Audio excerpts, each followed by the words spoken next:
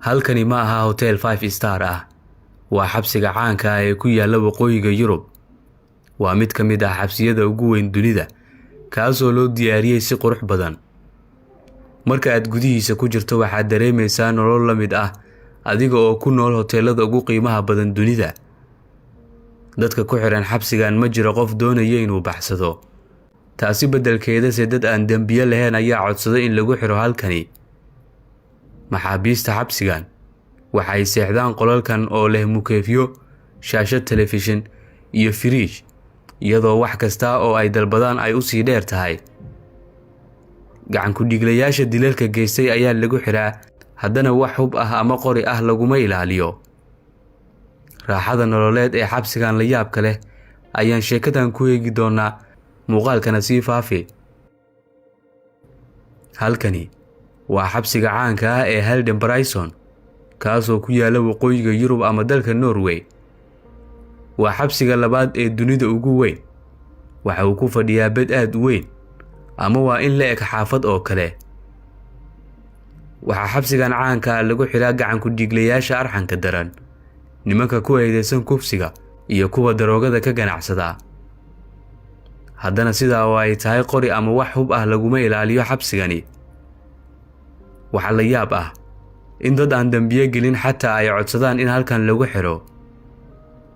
Ninkan oo u dhashay waddanka Norway waxa uu ka mid yahay maxaabiista xabsigan ku jirta.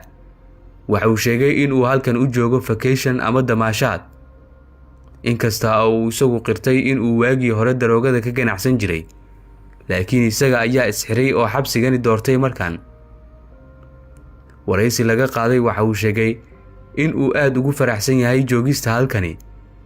Qolkan oo uu ku jiro ayuuna ka degan yahay xabsiga Halden ee cariga Norway. Xabsigan waxaa loo naqshadeeyay si cajiib ah.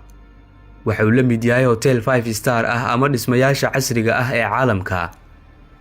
Marka aad gudihiisa ku jirto, waxaad dareemaysaa nolol la mid ah adiga oo ku nool hoteelada ugu qiimaha badan dunida. Dambiilayaasha xabsigan ku xiran ee maxaabiista ah waxay leeyihiin lacago 93,000 qofkiiba oo loogu talagalay in adeegiisa iyo daryeelkiisa lagu bixiyo. Qolalka maxaabiista waxay la mid yihiin kuwa hoteelada qaaliga ah. Waxa qol waliba yaala shaashad telefishin, fridge ama firinjeer hadba sida aad u taqaan. Waxa sidoo kale cajiib ah in wax kasta oo aad u baahato aad dalban karto.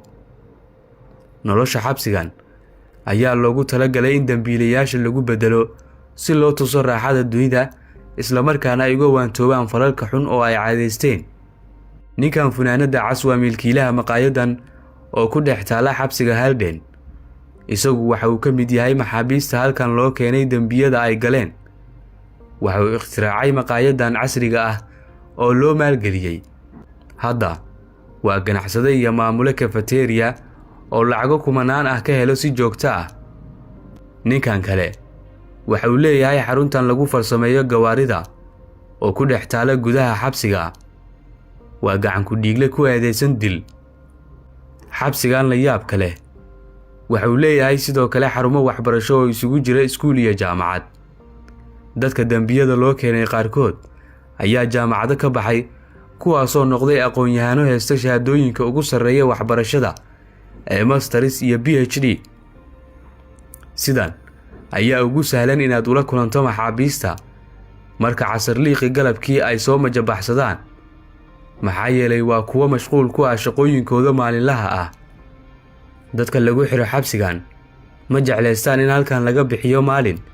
Sidoo kalena dadka dunida ku nool waxay jeclaan lahaayeen in mar uun lagu xiro Halden. Waa nolol ay u dhammaystiran tahay wax kasta. Dadka ku xiranna uma arkaan xabsi. Waa sababta aan hub ama qori u oolin guud ahaan xabsiga. May la qabtaa in sidan loo diyaariyo xabsiyada Soomaaliya si nolol kale loo tuso.